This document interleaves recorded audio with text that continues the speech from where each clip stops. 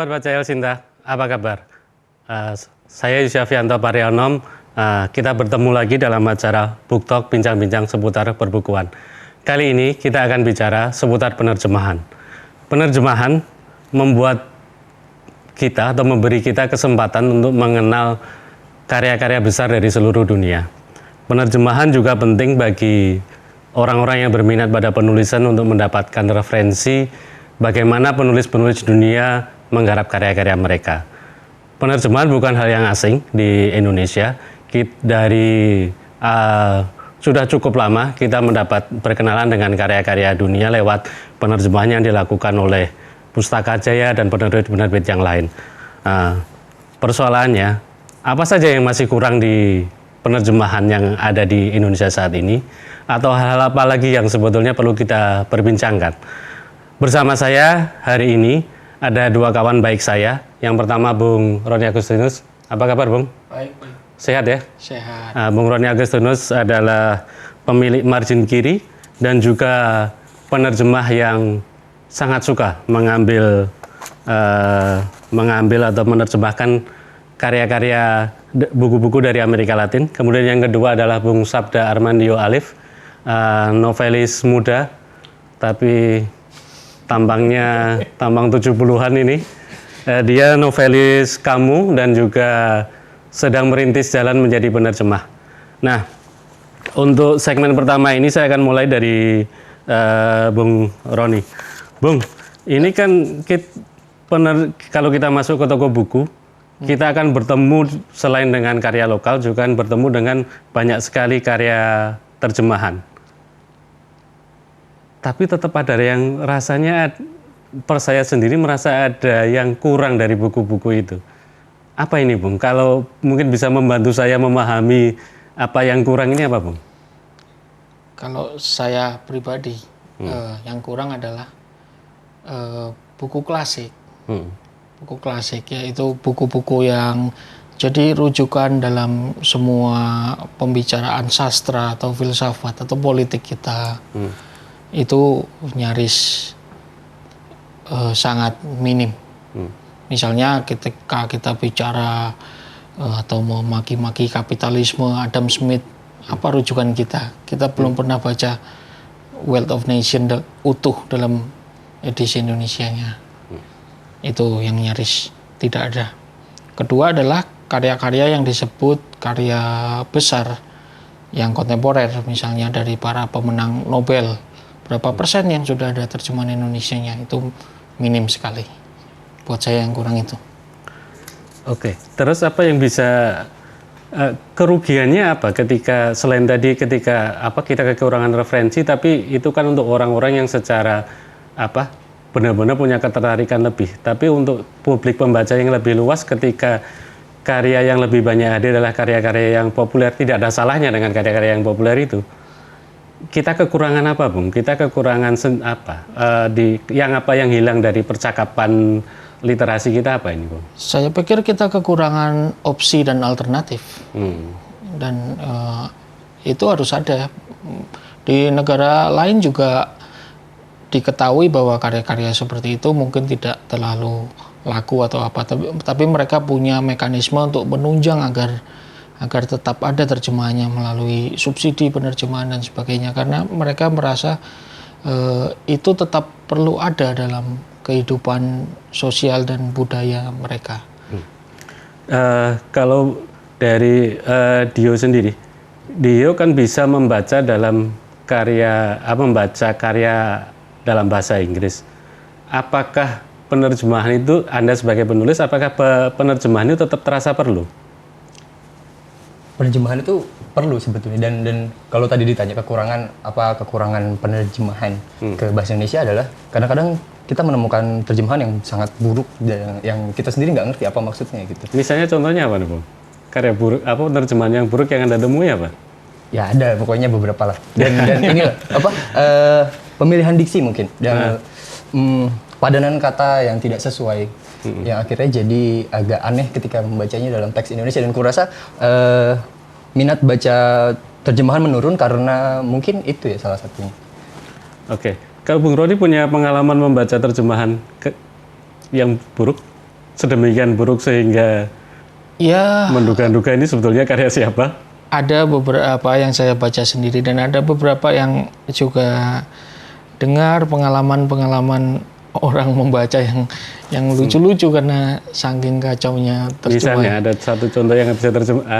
Ada satu contoh yang bisa saya ceritakan dari Profesor Gunawan Wiradi, ahli ilmu sosial dan agraria kita. Beliau pernah bercerita tentang membaca satu ungkapan di buku ekonomi gitu. Pemikiran ekonomi singa laut, mazhab ekonomi singa laut. Oke.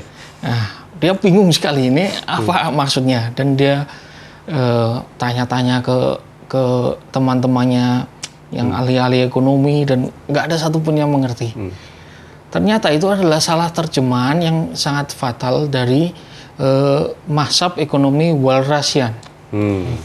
Walras adalah ekonom Leon Walras, sehingga pemikirannya disebut Walrasian. Oke. Nah, oleh penerjemah ini, karena dia tidak mengerti, dia anggap itu salah ketik mungkin ya.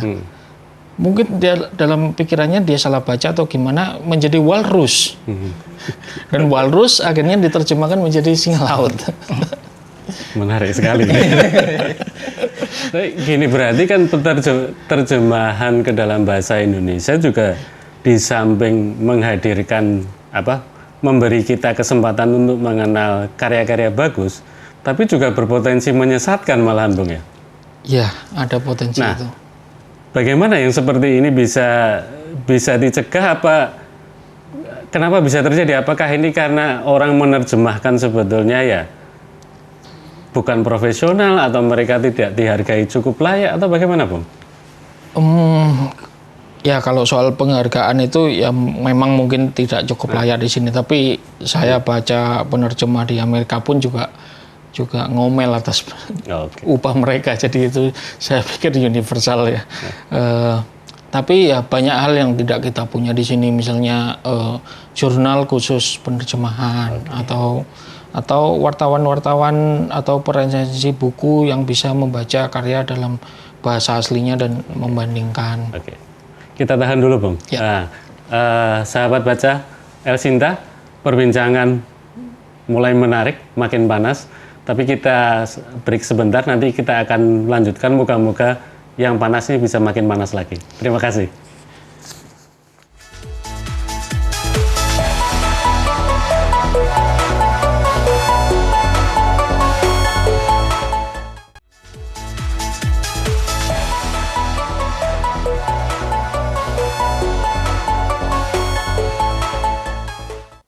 Sahabat baca Elsinta, terima kasih masih bersama kami dalam acara Book Talk.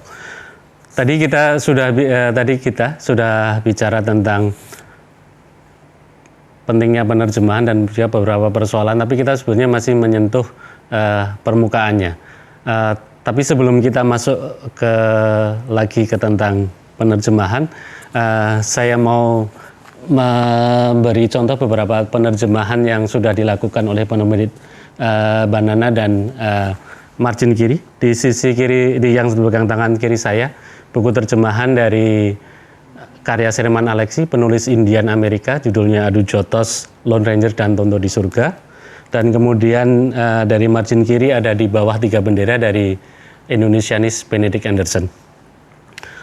Buku seperti Adu Jotos ini memberi kesempatan pada pembaca untuk tahu bahwa orang Indian Amerika saat ini tidak melulu tentang berkuda, tentang koboi, tentang spirit-spirit agung, tapi mereka juga bicara tentang kasino, tentang grup rock, dan segala macam. Nah, penerjemahan karya-karya kontemporer juga memberi kesempatan kita untuk mengenal dunia lain yang mungkin sangat berbeda dari prasangka kita. Oke, kita kembali lagi ke masalah penerjemahan. Kalau Bung Dio sebagai penulis juga sekarang mencoba menerjemahkan beberapa karya, antara lain Kurt Vonnegut dan yang lagi Junot Diaz. Iya, Junot Diaz dan Edgar Keret.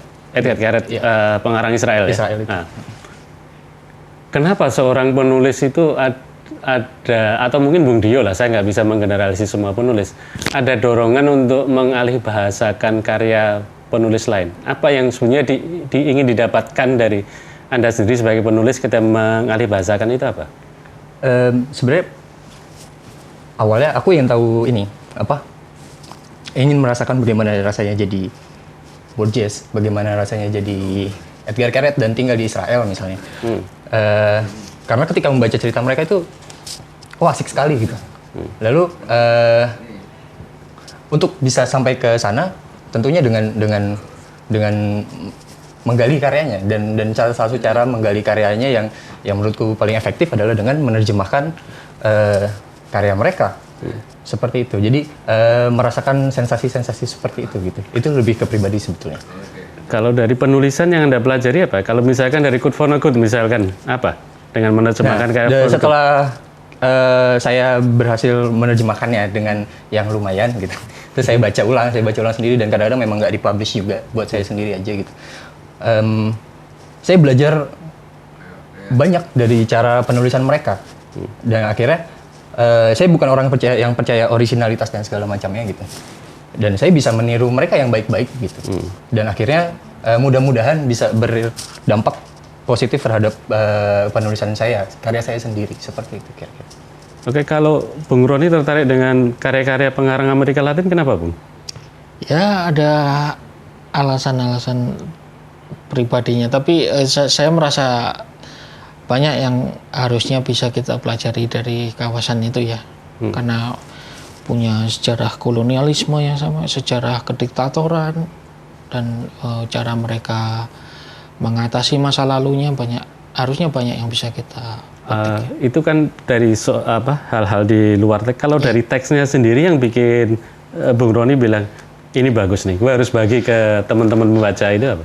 Mereka punya cara untuk memasukkan persoalan sosial mereka dengan cara yang tidak didaktik gitu ya, tidak menggurui, tidak jadi khotbah.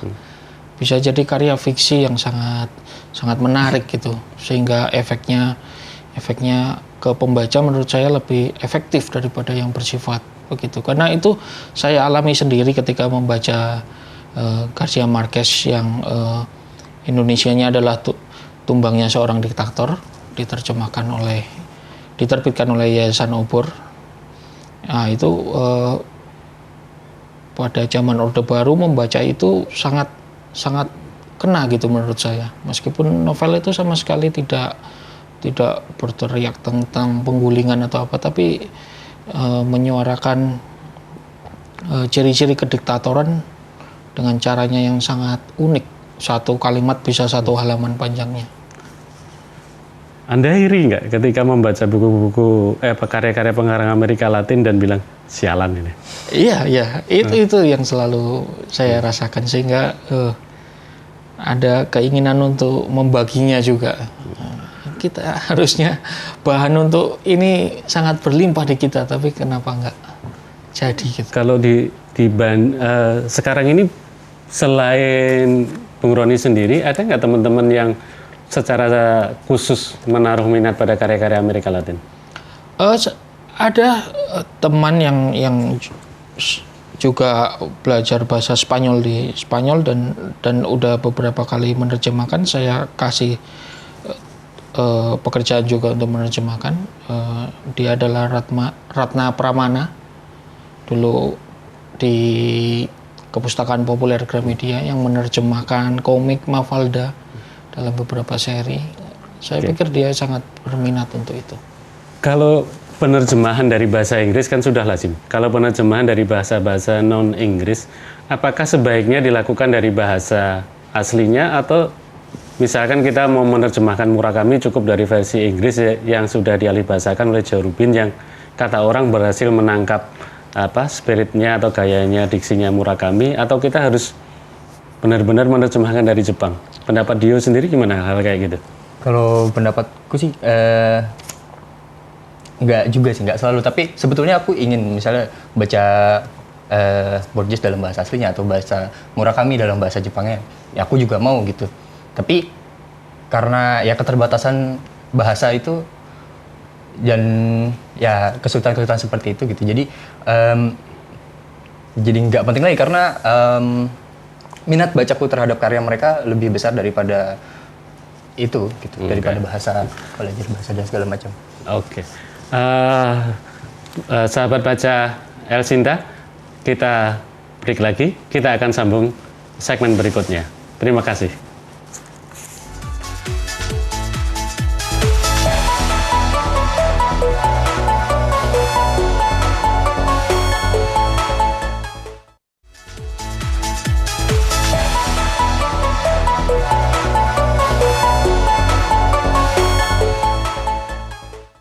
Sahabat baca Elsinta, selamat bertemu lagi. Kita memasuki segmen ketiga atau segmen terakhir kita. Sebelum berlanjut ngobrol dengan dua kawan baik saya ingin memberi informasi bahwa untuk buku-buku terjemahan dari pengarang Amerika Latin yang dilakukan oleh Bung Roni Agustinus Anda bisa menghubungi penjualan @marginkiri.com atau marginkiri.com, www.marginkiri.com. Dan sementara untuk buku-buku Banana seperti ini, Anda bisa menghubungi buku banana@yahoo.co.id. Mari kita sambung lagi ke obrolan dengan Bung Roni dan Bung Dio. Terjemahannya bagus itu sebenarnya seperti apa sih, Bung? Kalau menurut Anda? Ya, yang pertama tentunya tidak memelencengkan pesan penulis aslinya, dan kedua enak dibaca dalam bahasa kita, bahasa hasil terjemahan. Ada kan ada yang ini ungkapan agak klise dan mungkin agak seksis juga bahwa terjemahan itu makin cantik makin nggak setia. Anda sepakat dengan itu? Bisa sepakat kalau kita menganggap setia itu artinya makna letterlek gitu ya. Tentunya banyak frase-frase yang berubah dalam setiap kultur, dalam setiap budaya. Anda artinya misalnya ketika mengeksekusi sebuah terjemahan tidak keberatan untuk mengubah atau memindahkan anak kalimat yang semula di belakang jadi di depan demi kenyamanan, demi kelancaran, atau sebisa mungkin kira-kira ibaratnya terjemahan yang bagus itu model kayak cermin lah, cuma berhadapan-hadapan aja gitu? Tidak, saya tidak keberatan, apalagi setelah saya membaca beberapa terjemahan Inggris dari karya-karya Amerika Latin. Kalau kita banding-bandingkan, oh ya banyak sekali urutan kalimat dirombak-rombak dan sebagainya, tapi maknanya tidak berubah. Kalau Dio ketika menerjemahkan, persoalan apa yang paling sering muncul? Diksi atau menangkap akurasi atau apa, yuk? Diksi, pemilihan diksi yang agak kesulitan sebetulnya. Contohnya misalkan kalau diksi-diksi yang dari Junot Díaz atau American Edgar Keret yang tidak ada padanan langsung dalam bahasa Indonesia, atau sampai pemahamanmu saat ini kau belum temu gitu, apa misalnya? Apa ya, di Junot Díaz itu kemarin aku baru nerjemah cerpennya yang Yisrael, judulnya Yisrael itu. Dan memang Junot Díaz kan memang dikenal dengan penggunaan istilah-istilah kasar dalam bahasa Latin ya.